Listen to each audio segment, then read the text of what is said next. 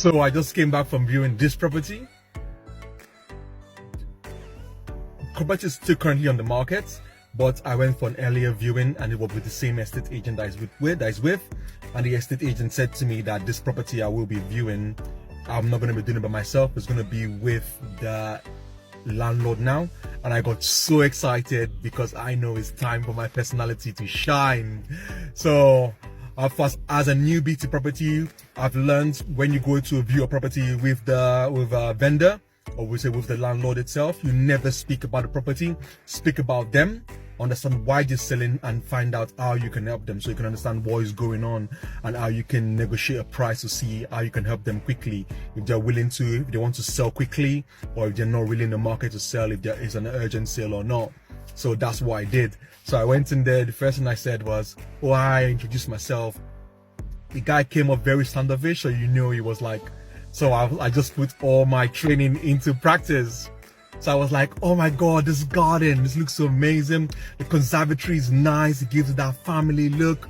The conservatory was actually nice, but was of a mess. I'm like, the back garden is huge, but it's just grass grown everywhere. It's like the guy was fuming. It was like the tenant didn't actually clean the back garden for the past 10 years. And I was like, but why are you selling? This house looks so nice. It looks amazing. Like, you should just keep it. Like, keep it.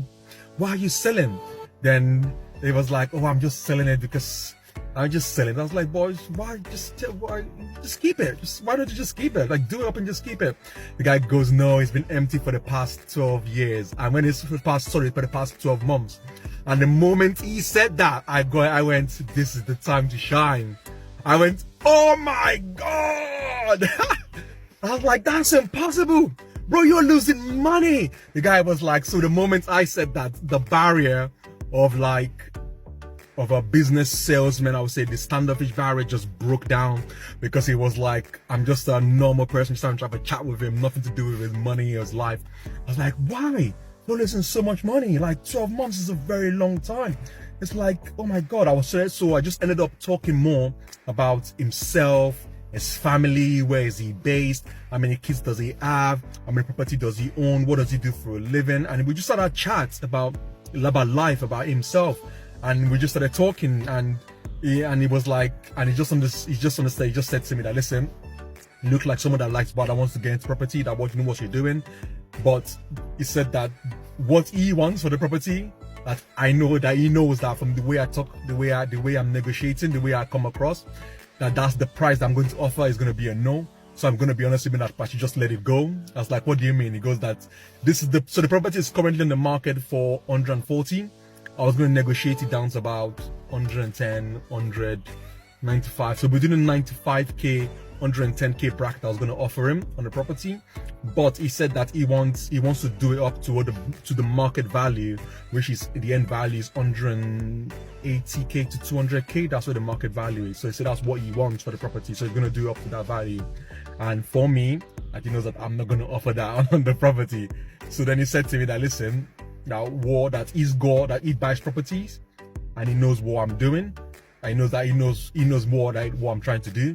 So instead of me trying to get his property, he's got another property that he would like to negotiate a price on, but he's not in a rush to sell it, which is okay, because it has to do with a bit of a family situation, and the property's been empty for a while, so he wants to get rid of it to help pay for some other bills with the property. So I was like, cha-ching. So I was like, let's talk about this property. So what's like, it's a 2-bed end terrace property. It's got a massive bathroom that you can actually move the bathroom away and turn into another bedroom and cut some space to make it, to bring it to as a end terrace, to make it a free. It's a 2-bed terrace, 2-bed end terrace to make it a 3-bed terrace. Yeah, 3-bed end terrace. Yeah, that's what he said. He goes that. So, but that property, I want to get it at a very, very low price. I was like, okay. I was like, yeah. He goes, that's the kind of property. He said that's the kind of property that I would like, because it needs a lot of work to do into it. I used to be a builder, so he knows the strategy behind buy, refurbish, refinance, rent, or sell.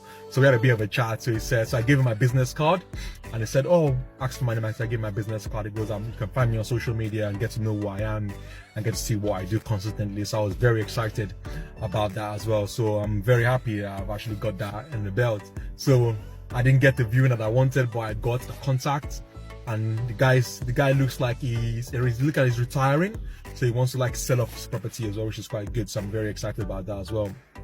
So hopefully this comes through and I get a call from this gentleman about his birthday.